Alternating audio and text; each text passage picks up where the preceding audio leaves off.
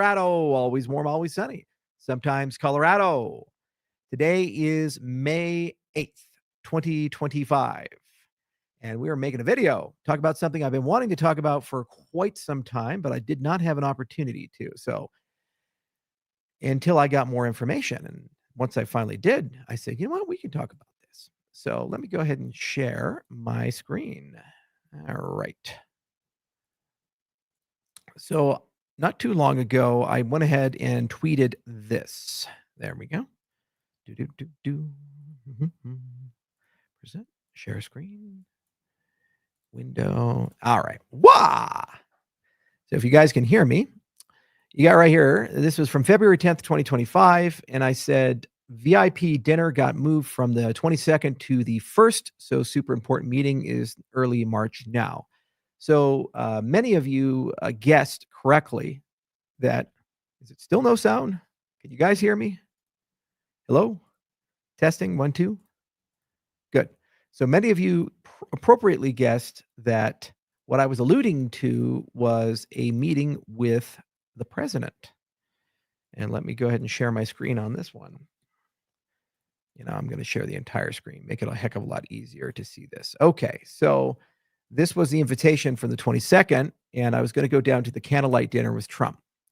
Then it got moved to the 1st because there was some issue, and Trump was meeting with Zelensky that week. But, it's President of the United States, so he makes his own schedule. You don't complain about it, you deal with it. So, ate my Wheaties. I got all fired up. I was pushing hard, read hundreds of documents, and I was trying to put all these pieces together because this was kind of the capstone of a long arc of many confusing and strange turns since actually October of last year. So actually even earlier, I think it was September. I can't remember, September, October. So I was in Jackson Hole at a conference called SALT, and I met with some people that eventually end up on the Trump transition team. And I had a lot of discussions about, well, what does Trump want to do? And they said there was an intention to appoint a Cryptozar, a crypto commission made up of industry leaders. And all of these people are going to come together, and we're going to figure out what the policy is going to be. I said, all right, well, that sounds great. Well, we want you to win. And when you win, let's talk.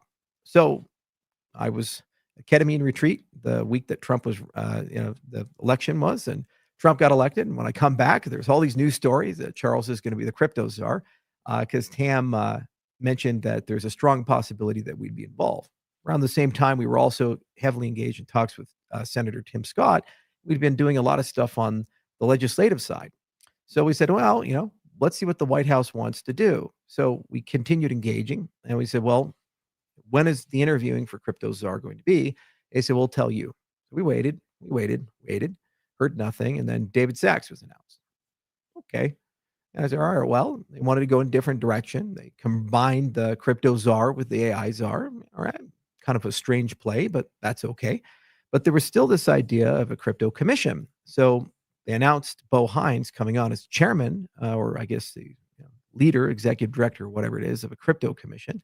And then there was a lot of discussion about who was going to be on that, who's not going to be on that. And it was very confusing. So every time we talked to somebody, back and forth, people would give us mixed messages. And so eventually I said, I'm just going to go straight to the source, talk to the president, figure all this stuff out. So we looked at the schedule, talked to a bunch of people. And ironically, it was Snoop Dogg's son who let me know that there was this candlelight dinner that was down in Mar-a-Lago. So I said, you know what? I'll go down there, and that's where I'll talk to him. That sounds great. So the day I was flying out to Mar-a-Lago, we get a call saying, well, you've been disinvited. I said, excuse me? Disinvited? I mean, prep for this for a while. I'm on the plane literally flying down to Mar-a-Lago. I said, well, you got to tell me more and got to explain more about this. And they said, well, I guess we'll figure it out. There's still a day or two to put these pieces together. And so I was meeting with Senator Scott and Bernie Moreno and other people at the time anyway. So I said, I'll still go down to Florida. And after I meet with all those guys, hopefully we can figure out exactly why I was taken off the list. So I went down there and I met with all those people, had a lovely time. And we had very meaningful discussions about policy, even had a chance to engage and talk to Kevin McCarthy, former speaker. And we just talked shop. the stablecoin bill, talks about market structure and all these things. And we kept waiting for a call back from the people at MAGA Inc. Why were we disinvited? Doesn't make any sense. Well, unbeknownst to me at that time, there was a person who attended that event named Brian, get this name right, Ballard.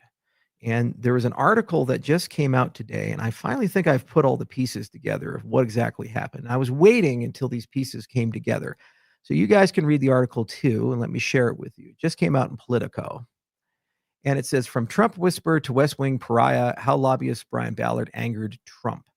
And it says, after a March incident at Mar-a-Lago, so that was the March 1st dinner that I was talking about, the candlelight dinner, which he attended. I guess the long and the short is the story is alleging that somebody in Ballard's orbit basically got the reserve tweeted. And for some reason, somebody in that circle didn't want me at that dinner. So what I heard through the grapevine was that there was a tweet of mine where I was, they asked me, why don't you go meet up with Trump? And I said, well, I don't want to pay $5 million for dinner. And this was a reference to something in the XRP circle when Brad went down and met him. And there was a $5 million donation. That was flagged as the official excuse that came our way. But this guy, according to the article, kind of pushed for that reserve to go through. And everybody knew, because I had talked to Brad and other people, that had I been asked about the reserve, I'd already publicly stated that a cryptocurrency reserve, if we do it, you should probably only do Bitcoin for that reserve. And you see numerous interviews where I talked to David Gokhshtein, and there was also prior tweets that I had saying XRP is not going to be in the reserve or ADA or anything else. It's if they're going to do a reserve, it's only going to be Bitcoin. Now, according to the article says that as soon as it was tweeted, David Sachs was furious, and he went ahead and tried to get everything reversed, but there was not much they could do, so they kind of walked it back gradually. Then, right after that week, they were going to have the White House get-together, and that White House get-together, I said, well, ADA's in the reserve now. I didn't have any information, and I just wake up, and my phone's blown up with all this stuff. I figure, okay, they didn't want me at the meal because they were going to announce ADA, because at the time I didn't know about this Brian Ballard thing. So I said, oh, well, they didn't want me there because they didn't like the optics of me talking to the president and the day after ADA's added to reserve. Fair game, makes a lot of sense. So I didn't think much of it. And I figured, well, there's this White House get together on Friday. So we call and they say, hey, will we get an invite? And, oh, yeah, don't worry. We're going to send them out on Monday. Then they don't come out. Then on Tuesday, they don't come out. And then on Wednesday, somebody from the White House went to Laura Shin's publication and told them, hey, Charles Hoskinson has nothing at all to do in any way, shape, or form with any crypto policy. We never talked to the guy. We have no relationship with the guy. He wasn't invited to Mar-a-Lago. Well, I just showed you the invitation now, didn't I, Laura? Okay, so they said that. And I was like, what the hell? Why would they do that? That's so weird. You just don't send me an invitation. You don't need to go in the press and talk about it. And I never understood what was David's beef on this one. And then this Politico article finally put all the pieces together. So I guess the long and the short is that according to Politico, this guy basically got a tweet about the reserve. ADA was included for some reason, not sure why. These same group of people didn't want me there to interfere with it. And they went ahead and tweeted about it. They went ahead and got me off the list, and when it really pissed me off. Then after they did that, David got pissed about it because he had a whole plan for how the reserve was supposed to run, and he thought I was behind it because ADA's on the list too, right? And so I kind of got put in the doghouse for a little while on that one. Ironically, though, I have a good relationship with other people in that orbit. Just did panel with Don Jr., doing one with Eric, and I don't dislike anybody Trump administration. So this is the nature of the White House and politics in Washington, D.C. It's circuitous. It's strange. There's 1,000 people jockeying and lobbying and doing just batshit crazy things. And I can't for the life of me figure out all these twists and turns. I really can't. The good news is that, there's co-equal branches of government. And I really do understand the Senate and the Congress. And we've had a lot of phenomenal and great progress there with the Genius Act and other things. It didn't get through cloture, so they're going to have to negotiate and work. It looks like it's some grandstanding, not an actual structural issue in the bill, because I haven't really seen any requests for specific language otherwise. But progress is being made there. But this stuff on the executive side, it was pretty distasteful. I've never been invited to something and physically flown there and then been disinvited and told, well, we can't tell you why. And then the day after, Ada gets added to the reserve. Then we're told we're going to the White House. Then on Wednesday, somebody from the White House goes to Laura Shin and says we had nothing to do with it. We're not connected to it at all. And we weren't even invited that Mar-a-Lago party. How did I know the president's private schedule? Tell me, is that public record? People know like weeks ahead of time where the president of the United States is going to be? Just saying, use some fucking common sense. And when they asked us for comment, they sent it to our UK office at 10 o'clock at night and said they're publishing in 30 minutes. That's a great, highly credible organization. So welcome to politics. And, it's nothing personal in that administration. It just seems like there's some shaky things here and there. And you know what? Everybody in the community got really excited about this. And I was too. I was really excited to sit down and systematically talk about how I view digital assets in general, breaking it down to real world assets and what stable coins are about and how other things are there, how America can benefit from these things. Talk about how we need new securities regulations for lightweight securities that are trading 24/7, different ways to do disclosure regimes, and then also how to transcend this commodity security argument that people had. And I thought it was the appropriate environment. We could have done it at the inauguration, but everybody only got like 5 minutes. And I said, well, this was a dinner, so it would have been a much more intimate setting to discuss these types of things. I had no conception that I was stepping into this large construction of all of these things. And I had no conception that people had been lobbying quite aggressively behind the scenes for months about various things. I thought for sure that people just want to talk about policy.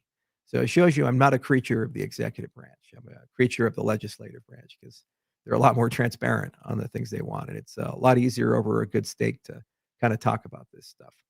So for what it's worth, at some point we'll cross paths. And I think that there's been some house cleaning and some strategic changes that have worked their way through. And that's a good thing. And it's pretty circuitous. But I was in the dark actually with everybody else about Ada being added to the reserve. And I could never parse exactly that behavior. And what was ironic about it is because I didn't have dinner with the president, suddenly all these people called me from the New York Times and the Wall Street Journal and other places after the reserve came through, and they said, well, did you tell the president to put Ada in the reserve? I said, I've never spoken to him. I've never directly spoken to him.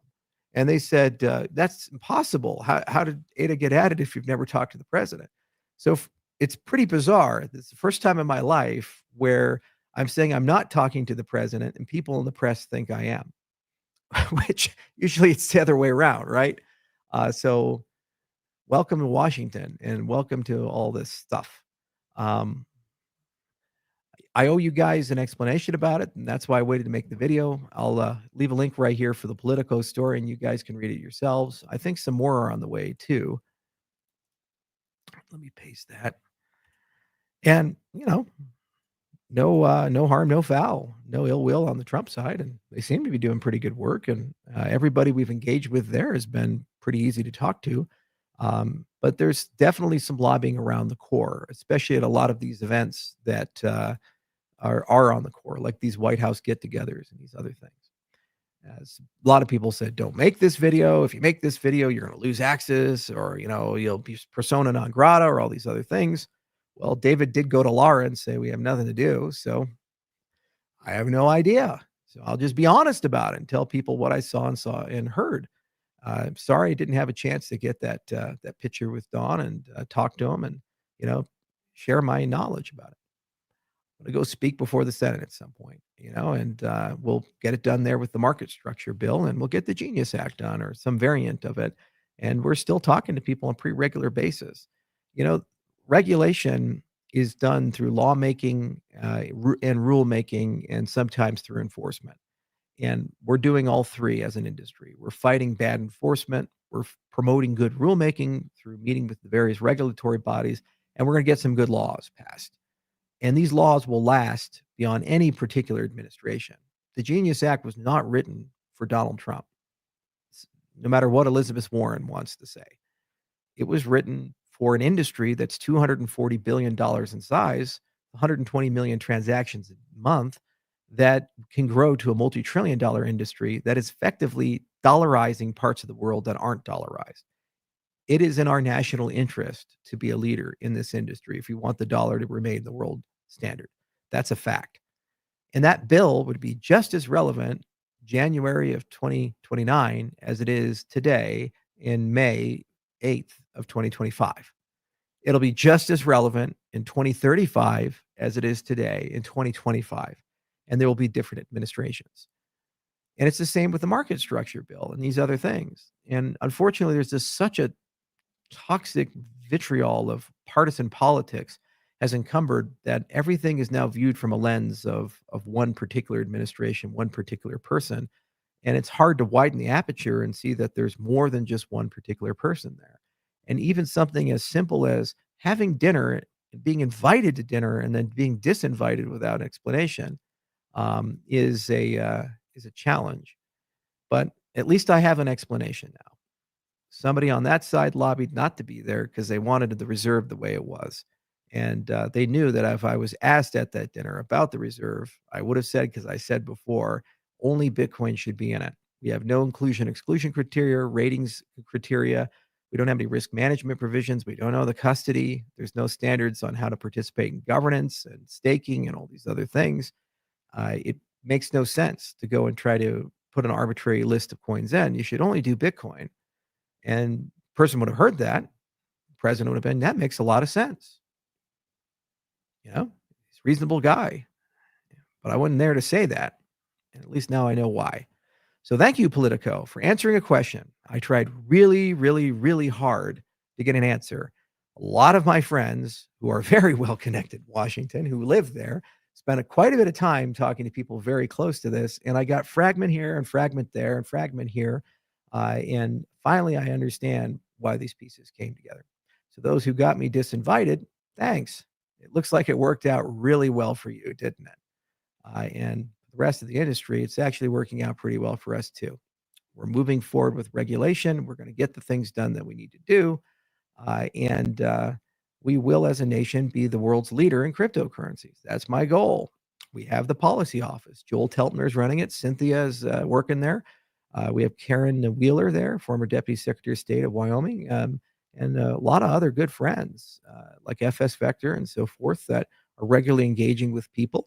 And every person I've talked to and engaged has been very friendly and easy to talk to, whether it be CFTC commissioners or SEC commissioners or any event. And everybody just wants to get this problem solved and move forward.